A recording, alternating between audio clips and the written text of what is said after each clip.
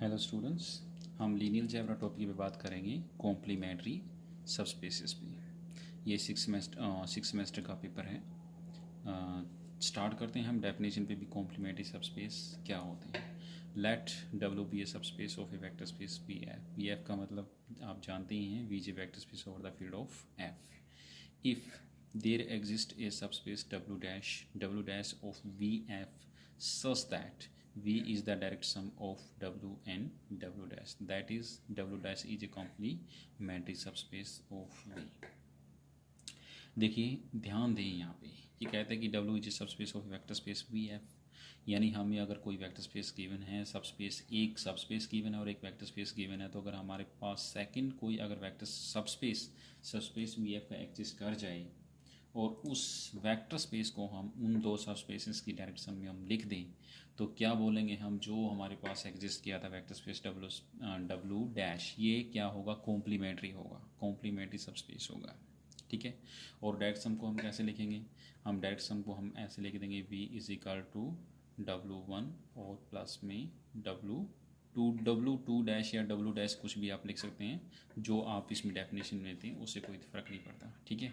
लेकिन यहाँ पे ध्यान देने वाली बात ये है कि W डैश, जो W डैश बनता है वो कॉम्प्लीमेंट्री बनेगा W सबस्पेस का, या W1 W2 कुछ भी आप लिख दीजिए। जैसे W2 is a complementary of W1 and W1 is also a complementary subspace, complementary space of W2। एक दूसरे के कॉम्प्लीमेंट्री हैं ये, अगर हम डायरेक्ट सम की फॉर्म में हम लिखते हैं किसी भी वेक्टर स्पेस की। ठीक है ना। अब इस पर हम थ्योरम करते हैं। W be a subspace of vector space V F which is finite dimension has complementary subspace W dash and dimension of W dash is equal to dimension of V minus में dimension of W. ये कहता है कि भी कोई भी finite dimension vector space हमारे पास हो और उसका कोई सबस्पेस गिवन है, तो पक्का कोई ना कोई एक सबस्पेस एग्जिस्ट करेगा वेक्टर स्पेस वी का, और वो कॉम्प्लीमेंट्री होगा किसका? कॉम्प्लीमेंट्री सबस्पेस होगा वेक्टर स्पेस वी का। और सेकंड चीज़ ये कहते हैं dimension of W dash is equal to dimension of vector space V minus में डायमेंशन ऑफ डब्ल्यू। ये चीज़ हो जाएगी यहाँ पे। ठीक है। Example, let W1 and W2 be subspace of a vector space क्या उतरी यहाँ पे सेट ऑफ रैशनल नंबर है, यानी सेट ऑफ रैशनल नंबर के हमारे पास 3 टपल्स एलिमेंट हैं। क्या इज आल्सो ए फील्ड, इसका मतलब क्या उतरी is a vector space over the field of rational numbers. इसका मतलब ये है क्या उतरी का।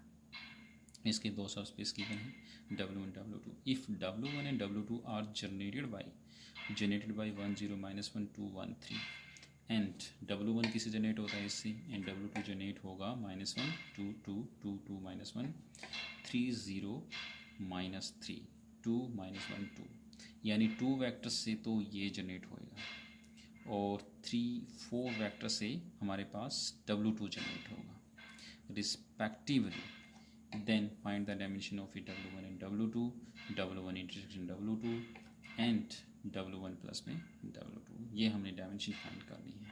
ठीक है। It is given that 1 0 -1 2 1 3 spans W1। देखो भाई, स्टेटमेंट में हमने गिवन किया जो W1 वेक्टर स्पेस है वो किससे स्पेन होता है? इस सेट से स्पेन होता है। स्पेन का ये मतलब हो गया every element of a W1 can be written linear combination of these element. इसका मतलब यही होता है।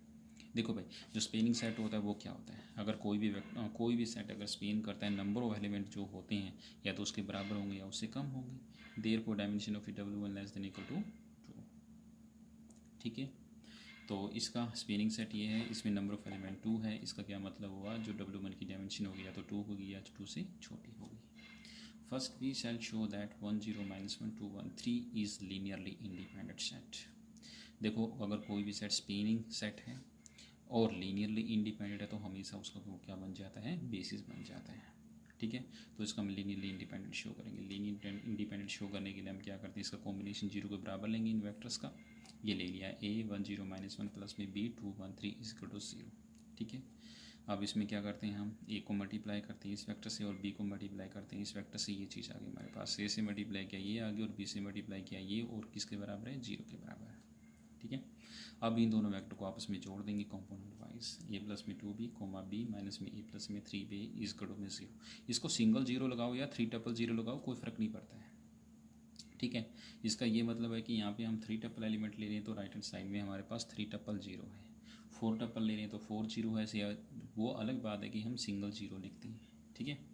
ए प्लस में 2b इज इक्वल टू में 0, B is equal to 0, minus में ए प्लस में 3b इज इक्वल टू 0, ठीक है।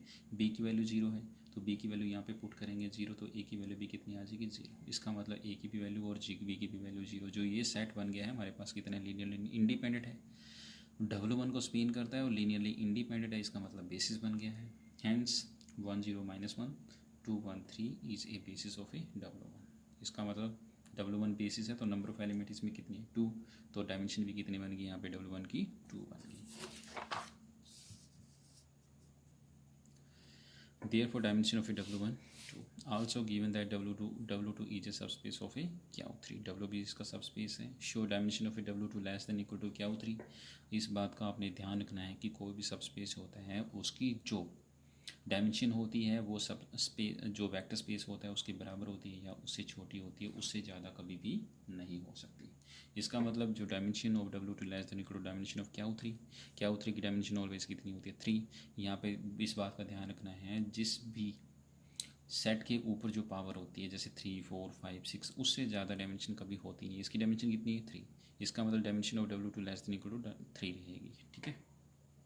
लेकिन जो नंबर ऑफ एलिमेंट है इसमें 1 जो स्पेनिंग सेट होता है W2 का वो गिवन है स्टेटमेंट में, नंबर ऑफ एलिमेंट कितने हैं 4, इसका लेकिन डायमेंशन तो यहाँ पे 3 है। इसका मतलब तो इसमें से जो 3 वेक्टर सेलेक्ट कर लो और उसको दिखा दो वो लीनियरली इंडिपेंडेंट है, ठीक है। अगर ऐसा हम दिखा देते हैं तो हमारे पास क्या बन जाएगा वेक्टर स्पेस, ये जो सेट बन जाएगा वो बेसिस बन जाएगा, ठीक है। ये गिवन है 1 2 2 2 -1 3 0 -3 2 -1 2 Spain W2। We shall show that maximum linearly independent subset of, देखो भाई ये जो सेट है 4 एलिमेंट का, ठीक है, ये मैक्सिमम लीनियरली इंडिपेंडेंट सेट है, ठीक है। तो maximum linearly independent set of a W2 required to prove that 2 2 -1 3 0 -3 2 1 -1 and 2 is a linearly independent set. अब आपने क्या करना है, वही आपने 3 नंबर सेलेक्ट करने हैं, इसमें से 3 एलिमेंट, एक तो ये वाला सेलेक्ट किया, एक ये वाला सेलेक्ट किया, ये सेलेक्ट किया, ऑब्जर्वेशन से आपने सेलेक्ट करना है और दिखा देना है कि ये लीनियरली इंडिपेंडेंट है। स्पेन तो करता ही करता है, तो लीनियरली इंडिपेंडेंट दिखाने के लिए आपने क्या करता है, इनका कॉम्बिनेशन 0 के बराबर ले लो। 0 के बराबर कॉम्बिनेशन लेंगे तो आपने A is equal to B is equal to 0 आपने दिखाना है। ये आपके लिए स्किप कर रहा हूँ मैं, आपने दिखाना है कि ये जो सेट बनता है लीनियरली इंडिपेंडेंट है, ये आगे आपने करना है, ठीक है। बिल्कुल आसान है, इसमें कोई दिक्कत नहीं है। सबसे पहले एक कंपोनेंट को मल्टीप्लाई कर दो सभी को, फिर जोड़ दो, फिर 0 के बराबर पुट कर दो। हमारे पास नंबर ऑफ इक्वेशन वो 3 आएगी, वहाँ से ABC की वैल्यू फाइंड आउट कर लो, अपने निकाल लो बस, ठीक है। And this set is maximum linear independent set, thus dimension of W is equal to में 3 है वेक्टर्स, ठीक है, लीनियरली इंडिपेंडेंट है और स्पेन का स्पेनिंग सेट है। इसका क्या मतलब हुआ, लीनियरली इंडिपेंडेंट सेट होगा। लीनियर इंडिपेंडेंट सेट होगा तो W2 की डायमेंशन कितनी होगी मेरे पास 3 होगी, क्योंकि लीनियरली इंडिपेंडेंट जो सेट है नंबर ऑफ एलिमेंट इसके बेसिस में कितनी है 3 है। Dimension of a W2 is equal to में डायमेंशन ऑफ ए Q3, जो वेक्टर स्पेस हमारे पास गिवन है उसकी डायमेंशन भी तो 3 है। इसका क्या मतलब हुआ, दोनों वेक्टर स्पेस बराबर हैं, W2 इज इक्वल टू में Q3 and W intersection W2 intersection देखो क्या आ रही है, W1 इंटरसेक्शन Q3, देखो Q3 तो W1 तो इसका सब स्पेस है, Q3 पूरा का पूरा वेक्टर स्पेस है, तो इसकी इंटरसेक्शन कितनी आएगी W1 आएगी। तो dimension of W1 intersection W2 is equal to 2 आएगी, क्योंकि W1 की डायमेंशन 2 है, हम ऑलरेडी प्रूव कर चुके हैं इसको, ठीक है। Therefore dimension of W1 minus में W1 प्लस में W2 इज इक्वल टू में W1 dimension of W1 plus में डायमेंशन ऑफ W2 माइनस में dimension of W1 intersection W2, ये हम ऑलरेडी कर चुके हैं ये थ्योरम।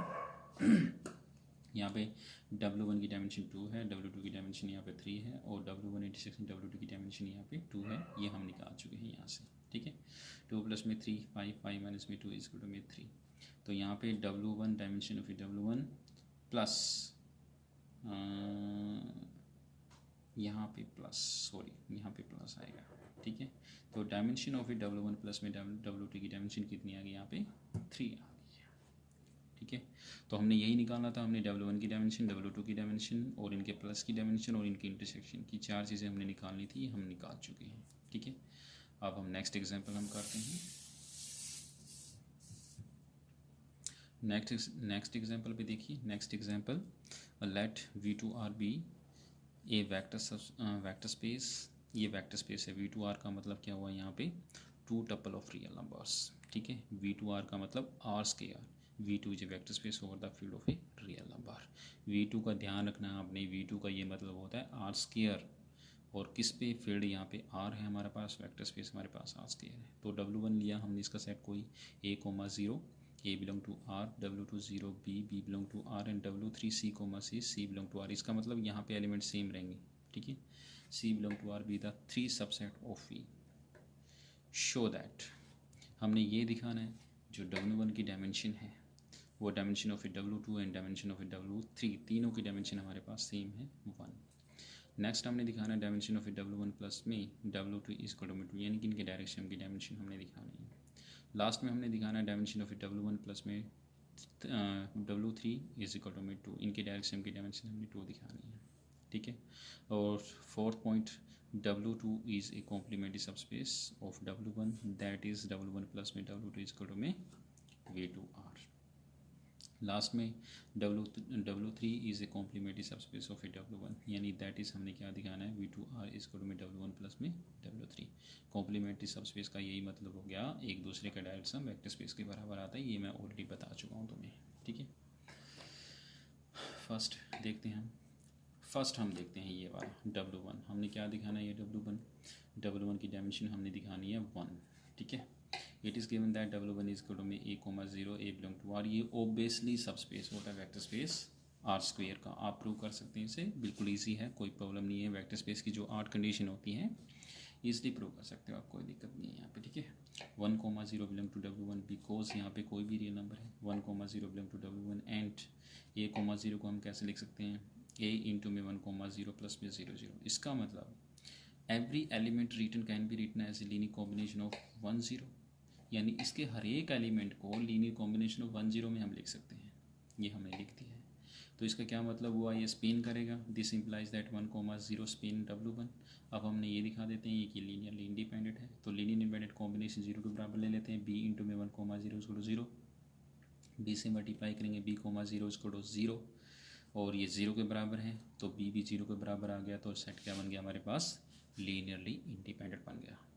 अब ये दोनों कंडीशन सेटिस्फाई होगी, लीनियरली इंडिपेंडेंट भी हमने शो कर दिया और स्पेनिंग सेट भी हमने शो कर दिया। इसका क्या मतलब हुआ, therefore 1,0 is linearly independent set.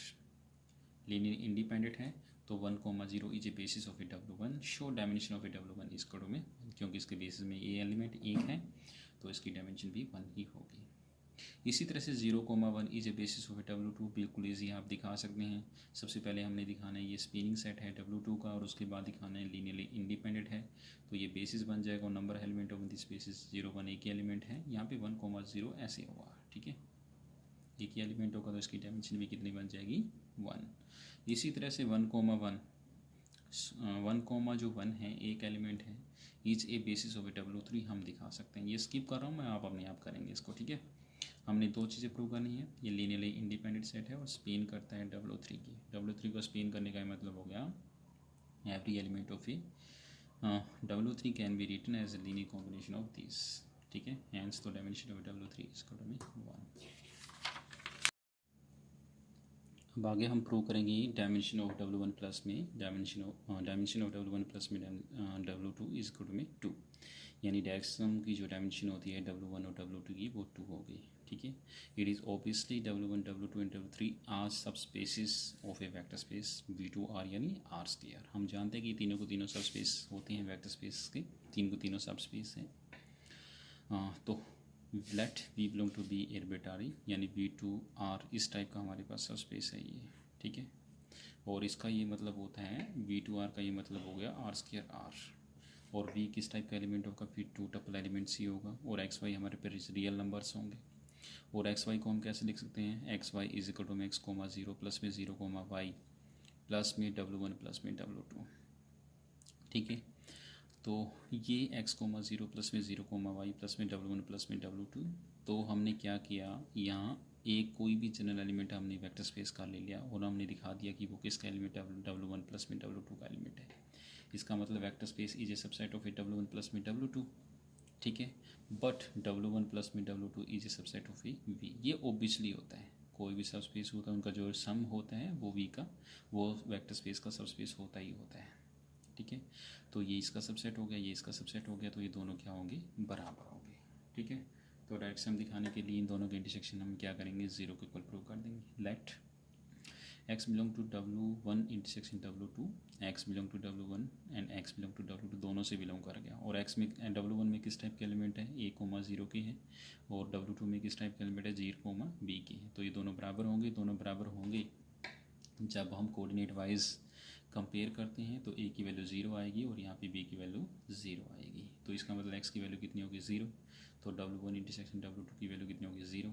और v किसके बराबर होगा, डायरेक्शन W1 प्लस में W2 के बराबर हो गया, ठीक है। ये थ्योरम हम कर चुके हैं। डायमेंशन ऑफ W1 प्लस में W2 इज इक्वल टू में dimension of W1 plus dimension of W2 minus में डायमेंशन ऑफ W1 इंटरसेक्शन में W2। W1 की डायमेंशन 1 है, 2 की 1 है, और इंटरसेक्शन की 0 है, तो किसके बराबर आ गया, 2 के बराबर आ गया। और यही हमने शो करना था कि डायमेंशन ऑफ W1 प्लस में W2 इज इक्वल टू 2 के बराबर है, यानी direct sum of W1 and W2 की डायमेंशन 2 के बराबर है। इसी तरह से ये आप प्रूव कर सकते हैं, बिल्कुल सेम तरीका है। W1 dimension of W1 direct sum W3 की डायमेंशन कितनी, 2, आप खुद करें इसे। और W2 is a complementary subspace of W1, बिल्कुल आप खुद करेंगे इसे, बिल्कुल ईजी है। इसी तरह से आपने प्रूव करना है W3 is a complementary subspace of W1, ये भी आप खुद करेंगे। अगर इनमें से कोई भी डाउट रहता है तो आप मुझे व्हाट्सएप पे सेंड कर देना, वो प्रॉब्लम हम ले लेंगे फिर।